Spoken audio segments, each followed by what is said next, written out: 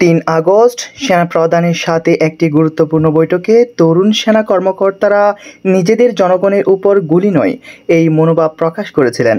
সেনাপ্রধান জেনারেল ওয়াকারুজ্জামান আরও স্পষ্ট করে বলেছিলেন, এখন থেকে আমরা গুলি নয় এই মনোভাব এবং সিদ্ধান্তের ফলে শেখ হাসিনা প্রধানমন্ত্রী পদ থেকে ৪৮ ঘন্টারও কম সময়ের মধ্যে ৫ আগস্ট পদত্যাগ করতে বাধ্য হন।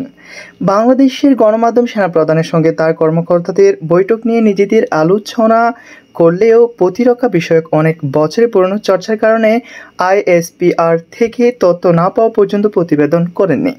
পরে সংবাদ করলেও বৈঠকের ফলাফল খুব একটা প্রকাশ করতে পারেননি। রাষ্ট্রের স্বাধীনতা ও সার্বভৌমত্বের জন্য গোয়েন্দা কার্যক্রমের উদ্দেশ্য তৈরি করা একটি বিশেষ সংস্থা, যেটি পূর্ববর্তী সরকারের আমলে একটি দমনমূলক যন্ত্রে পরিণত হয়েছিল।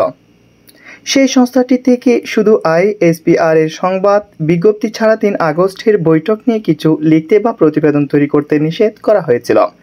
তবে দেশের অস্থির পরিস্থিতির মধ্যে আইএসপিআর এর সংবাদ বিজ্ঞপ্তি সেনাবাহিনীর অবস্থান পরিষ্কার করে দিয়েছিল। সেখানে সেনাপ্রধান বলেছিলেন, বাংলাদেশ সেনাবাহিনী সর্বদা জনগণের স্বার্থে এবং রাষ্ট্রের প্রয়োজনের পাশে দাঁড়াবে। ওই গোয়েন্দা সংস্থার কাছে আইএসপিআর এর সংবাদ বিজ্ঞপ্তি সন্তোষজনক না হওয়ায় সংস্থাটি গণমাধ্যমকে, বিশেষত সরকারি বেসরকারি টেলিভিশন চ্যানেলগুলোতে বিজ্ঞপ্তির জনগণের পাশে দাঁড়ানো অংশটি ব্যবহার করতে নিষেধ করে। সকল গণমাধ্যম না হলেও বেশ কিছু ইলেকট্রনিক মিডিয়া এই নির্দেশ পালন করে জনগণের পাশে দাঁড়ানোর শব্দগুলো তাদের ব্রেকিং নিউজ টিকার থেকে মুছে দেয়। আইএসপিআর সংবাদ বিজ্ঞপ্তিতে সেনাপ্রধানের বক্তৃতায় কয়েকটি বাক্য উল্লেখ করা হয়েছিল, কিন্তু টিবিএস সেই সময় আরও অতিরিক্ত তথ্য সংগ্রহ করে। টিবিএস সেনাবাহিনীর বিভিন্ন পদমর্যাদার কর্মকর্তাদের সাথে কথা বলে বিস্তারিত তথ্য জানতে পারে। বৈঠকটি ৩ আগস্ট দুপুর ১:৩০ থেকে শুরু হয়। ১০ মিনিটের বিরতি নিয়ে ১.৫ ঘন্টা চলেছিল। সেনাপ্রধান জেনারেল ওয়াকারুজ্জামান প্রায় আধা ঘন্টার একটি উদ্বোধনী বক্তব্য দেন, যেখানে তিনি ব্যাখ্যা করেন কেন সেনাবাহিনীকে সরকারের নির্দেশনা অনুযায়ী সিভিল প্রশাসনের সহায়তায় নিয়োগ করা হয়েছে। তিনি বলেন, সরকার যদি সেনাবাহিনীকে সংকট মোকাবেলায় নিয়োজিত করে তাহলে তারা সেই আদেশ মানতে বাধ্য। তবে তিনি যোগ করেন, তার সেনারা কাউকে হত্যা করেনি। পরিস্থিতি নিয়ন্ত্রণের জন্য কতগুলো গুলি বা ফাঁকা গুলি চালানো হয়েছে তার পরিসংখ্যান তিনি বৈঠকে তুলে ধরেন। এক পর্যায়ে সেনাপ্রধান 2টি গানের কথা উল্লেখ করেন। একটি গানের ছিল, আমি তো প্রেমে পড়িনি, প্রেম আমার উপর পড়েছে, যা দিয়ে তিনি বোঝাতে চেয়েছিলেন যে তিনি কোনো ঝামেলা ডাকেনি, বরং ঝামেলা নিজেই তার এবং সেনাবাহিনীর সামনে এসেছে। আরেকটি গান ছিল প্রয়াত সঙ্গীত শিল্পী আইয়ুব বাচ্চুর, আর বেশি কাঁদালে ওড়াল দেব আকাশে, যা দিয়ে সেনাবাহিনীর কর্মকর্তারা বুঝতে পেরেছিলেন তিনি কি বোঝাতে চাচ্ছেন।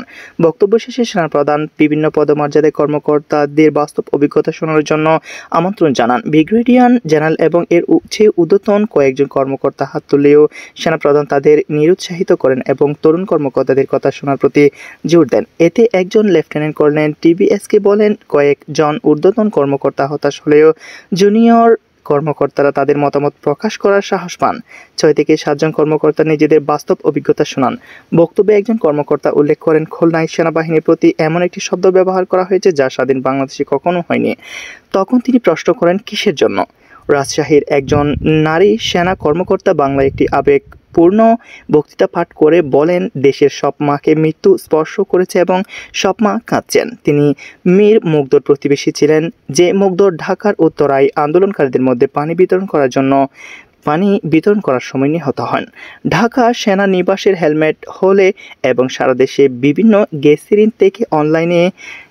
গেসিরন থেকে অনলাইনে গুরুত্বপূর্ণ ওই অধিবেশনে যোগদানকারী অন্যদের মধ্যে তখন নীরবতা বিরাজ করতে শুরু করে।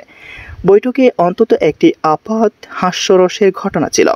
ঢাকার মোহাম্মদপুরে একটি গুলির ঘটনা সামাজিক যোগাযোগ মাধ্যমে ভাইরাল হয়েছিল। ওই ঘটনার সঙ্গে সংশ্লিষ্ট একজন ক্যাপ্টেন বর্ণনা করেন যে কিভাবে কর্তব্যরত সেনা সদস্যদের জনতা ঘিরে ধরেছিল এবং তাদের নিজেদের নিরাপত্তার জন্য গুলি চালাতে হয়েছিল। তিনি বলেন, আমি আমার নিজের পরিবারের সদস্য থেকে, আমার বন্ধুবান্ধব থেকে এবং আমার প্রিয়জনদের থেকে সমালোচনার শিকার হয়েছিলাম। তারা ভিডিওটি দেখেছিলেন। ক্যাপ্টেন বৈঠকে বলেছিলেন, আমার ঘনিষ্ঠ ঘনিষ্ঠ আত্মীয়দের সমালোচনার পরে আমি হতাশাজনক পরিস্থিতির মুখোমুখি হয়েছিলাম। সম্ভবত আমার হতাশা দেখে আমার স্ত্রী আমার মন ভালো করার জন্য বলেছিলেন ভিডিওটিতে আমাকে দেখতে সুন্দর লাগছিল। সেনাপ্রধান তখন রসিকতা করে বলেন, কেউ আমাকে কখনো সুন্দর বলে না। সঙ্গে সঙ্গে অবশ্য তিনি আবারও বৈঠকে গুরুত্বপূর্ণ আলাপে ফিরে আসেন এবং বলেন সেনা বাহিনী প্রথমেই দেশ এবং জনগণের স্বার্থ রক্ষা করবে। দুপুর 2:40 মধ্যে বিরতি দেওয়া হয়। ধারণা করা হয়েছিল বিরতির পর আরও কর্মকর্তারা কথা বলবেন।